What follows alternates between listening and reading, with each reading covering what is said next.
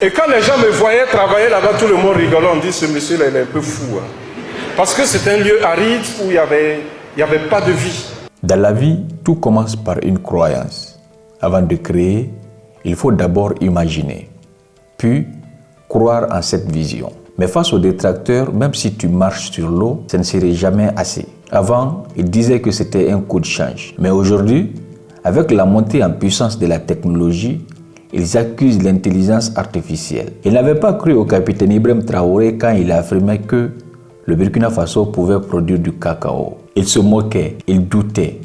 Cacao, comment on l'appelle? Ibrahim Cacao. Nous avons planté également le cacao là-bas. Pour ceux qui connaissent le centre, le cacao produit aujourd'hui. Et quand les autorités sont arrivées, ils ont lancé le projet, le grand projet sur le cacao. On disait IB Cacao, IB Cacao. Ils n'avaient pas compris que cette plante était possible chez nous au Burkina Faso. La réalité parle désormais d'elle-même. Les faits sont là. L'une des plus grandes forces de l'Africain, c'est aussi l'une de ses plus grandes faiblesses. Il peut exceller dans l'art de la déstabilisation mentale. Si tu n'es pas solide mentalement, évite les esprits négatifs quand tu veux bâtir quelque chose de grand. Dans cette vidéo, Chef André, le meilleur chocolatier de l'Afrique, donne publiquement raison au capitaine Ibrahim Traoré. Mais ce qui m'a le plus marqué, c'est l'histoire inspirante qu'il partage avec les jeunes. Comme pour leur dire, même si personne ne croit en toi, ce n'est pas grave. Mais toi, tu dois toujours croire en toi. Et c'est ça le véritable moteur du changement. Mon histoire commence en 1979. Alors, j'ai fréquenté dans une école qui était dirigée par des pères blancs. Et à chaque 17h, quand on sortait de l'école, ils avaient un gros chien qu'on appelait en Gouroussi Bani Pia. Ça veut dire ne me provoque pas. Et c'est ce moment-là que nous aussi on choisissait pour provoquer le chien. Et pour nous calmer, les pères blancs nous lançaient des bonbons.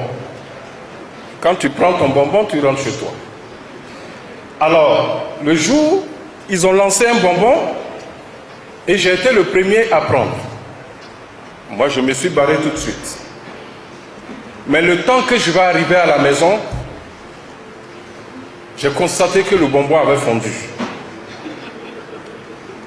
Et quand je l'ai goûté, en toute sincérité, je n'avais jamais mangé de pareille chose. Jamais de la vie. Et de 1979, ce n'est qu'en 1990 que j'ai su que j'avais mangé du chocolat.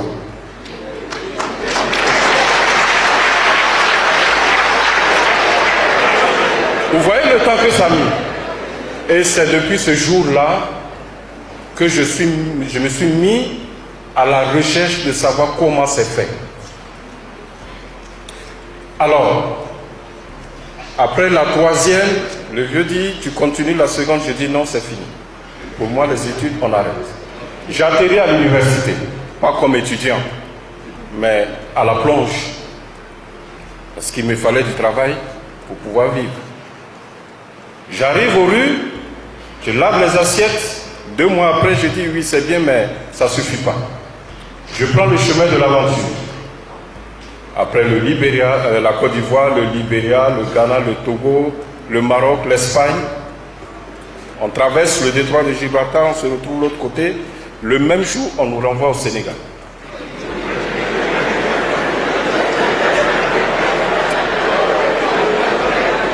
J'arrive au Sénégal et c'est là où tout va commencer. J'apprends le métier comme il faut, bien stable. Et puis, à un certain moment, franchement, c'est une période de ma vie où j'ai gagné beaucoup d'argent à l'âge de 18 ans. Je pouvais vendre mes pâtisseries comme ça et me retrouver avec 2 millions en poche dans ma chambre. Mais il n'y avait rien dans la tête, c'est reprendre encore le chemin de l'aventure. J'ai gagné vraiment beaucoup d'argent au Sénégal. Et quand les copains m'appelaient, André, tu es où? Je suis ici, à la rivière, nous sommes en boîte. J'arrive avec la recette presque 500 000, c'est fini. rapidement, je me retrouve avec quoi? J'avais 7 employés, les salaires ne sont pas payés, les factures d'électricité tombent, les factures du, courant, du téléphone tombent, les impôts sont là, et puis un bon matin, un huissier qui arrive qui saisit tout. Et la justice qui est là, parce qu'il y avait des dettes, et au moment où la police venait pour arrêter, j'ai juste pris une paire de chaussures avec un sachet en main et je suis rentré au Burkina Faso. Les mains vides. Et pour ne pas dire aux gens que je suis là, je suis allé dans les non-lotis prendre une maison que je payais à 3000 francs le mois. Quand on fermait la porte, c'était impossible parce que j'étais plus grand que la maison. Et vous imaginez de Tatenga, je partais travailler à la baguette du Faso. Et c'est de là qu'un jour, il y a une équipe de la Coupe d'Afrique du chocolat qui est venue visiter le pays. Et ils avaient besoin d'un chocolatier pour la compétition au niveau national. Et quand ils ont vu ce que je faisais, ils m'ont tout de suite proposé. Je dis d'accord. On m'a donné un mois pour me préparer. Et le jour où je partais pour la compétition en Côte d'Ivoire, c'était la première fois que je prenais l'avion. Donc vous imaginez les couteaux, les chalumeaux à gaz, tout ça c'était dans mon sac. Et arrivé à l'aéroport, on dit non, ça ne rentre pas, tu laisses ici. Donc j'arrive en Côte d'Ivoire les mains vides. Il y avait le Maroc, la Tunisie, l'Algérie, l'Égypte, la Côte d'Ivoire, le Ghana, vraiment des pays extraordinaires. La compétition commence. D'abord, moi, j'arrive en retard. Et quand je suis arrivé dans la salle, tout le monde disait, celui-là, c'est mieux de le laisser parce que ça ne sert à rien. D'abord, il vient en retard et voilà, c'est pas la peine. Il y a d'autres qui disent non. En fait, comme il est venu pour la compétition, nous, on connaît son sort, laissez-le s'amuser, c'est tout. Effectivement, ils m'ont laissé pour m'amuser. Et dans nos critères, il devrait y avoir une coupure d'électricité pour voir comment on allait se comporter. Comment les gens allaient travailler le chocolat sans l'électricité. Effectivement, moi, quand je me préparais, j'ai vu au 1er siècle comment ils ont préparé le chocolat. Il n'y avait pas d'électricité, il n'y avait pas de climatiseur. Alors, du coup, j'ai mis cette technique-là en marche. Tous les autres candidats étaient là, ils regardaient. Au bout de 30 minutes, ma pièce est sortie parce que c'était une pièce artistique. Et moi, j'ai fini mon travail en 2 heures de temps. Et c'est quand j'ai fini de compétir que l'électricité est venue et c'est en ce moment que les autres ont commencé. À 18 h, on dit, bon, ok, c'est fini. On va proclamer les résultats. Et c'est ce jour que j'ai été sacré champion d'Afrique du chocolat.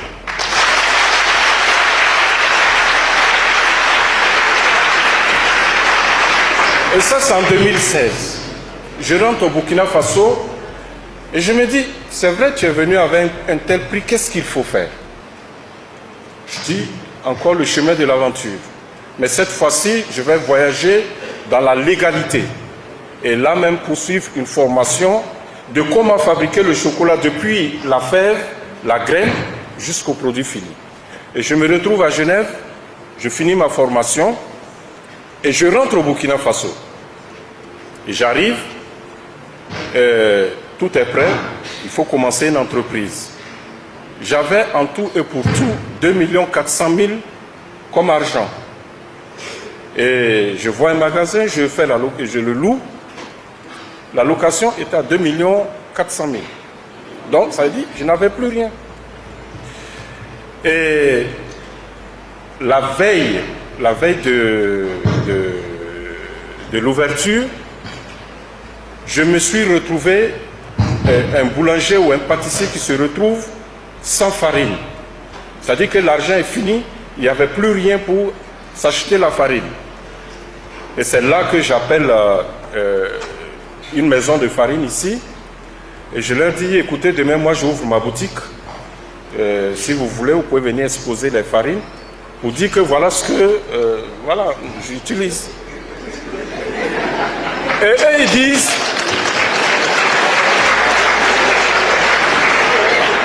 Et eux, ils me disent, chef, en quoi on peut vous aider? Je dis, il y a la sonorisation, il y a les bâches, parce que je ne veux pas aller tout droit au but. Il y a la sonorisation. On dit, non, non, non, tout ça laisse tomber. Bon, non, on t'offre une tonne de farine. Mon problème est réglé puisque je n'avais pas de farine. Et ce jour-là, je démarre les travaux, tout et tout. J'ouvre la boutique le lendemain. Notre jour 1, le chiffre d'affaires était de 675 000.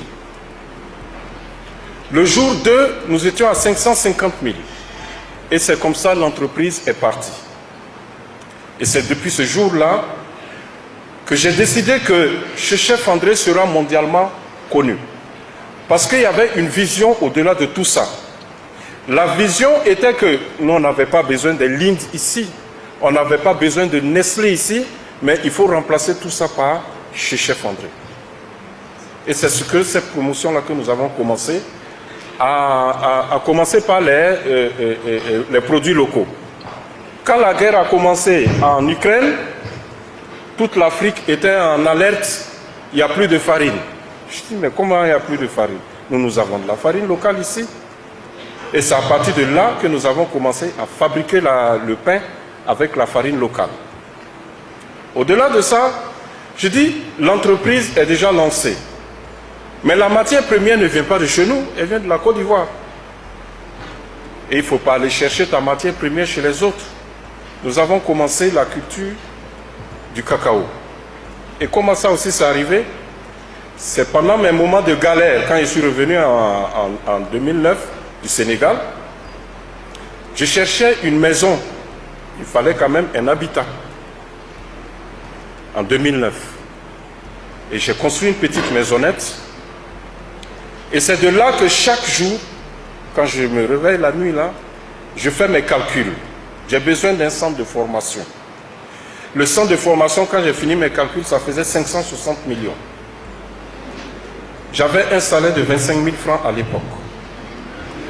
Ça ne se compare pas.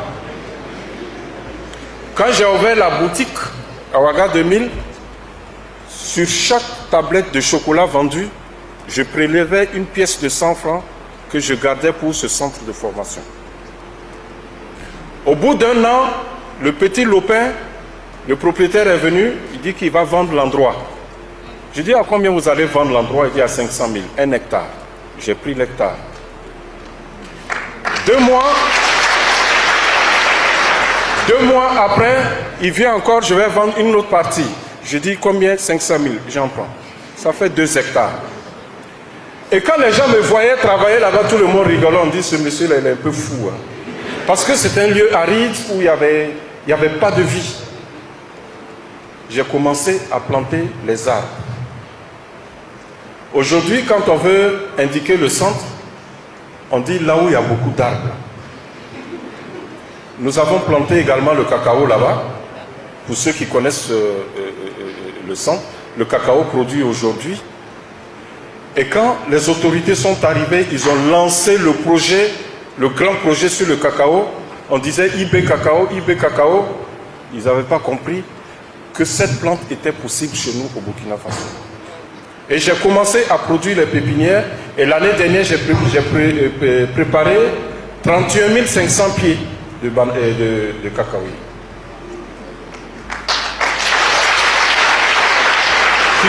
Qui sont en réalité l'équivalent de 50 hectares. Et nous avons lancé le projet avec le gouvernement. Vous êtes mieux placé que moi. Parce que, au début, chez moi, j'ai arrêté mes études en 3e. Il n'y avait pas de bourse, il n'y avait rien, il n'y avait pas d'accompagnement. Vous êtes dans la bonne position. Vous êtes encadré par des enseignants qui sont payés par l'État pour vous donner la meilleure formation, que ce soit en économie, en mathématiques, en gestion, en tout ce que vous voulez. Nous, on n'a pas eu cette chance. On avait juste la vision et le reste, il fallait se débrouiller. Donc je vous exhorte à ne pas commencer grand. Parce que si vous commencez grand, à un certain moment, vous ne pouvez pas gérer. Vous allez commencer avec 50 millions. Vous n'allez pas vous en sortir. Mais commencez avec 50 000 ou avec 100 000. Vous allez comprendre que quand 5 francs se perd, il faut le remplacer.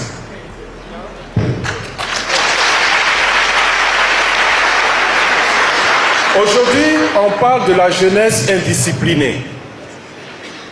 L'indiscipline ne construit pas un pays. Juste une petite anecdote.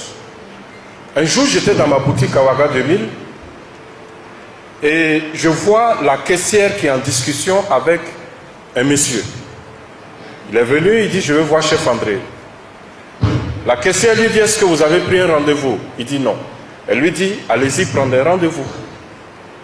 Il dit, mais je n'ai pas son numéro. Il dit, mais monsieur, vous vous débrouillez, vous allez trouver son numéro et vous prenez un rendez-vous. Je regarde dans la caméra, vous savez c'est qui? L'ambassadeur des États-Unis.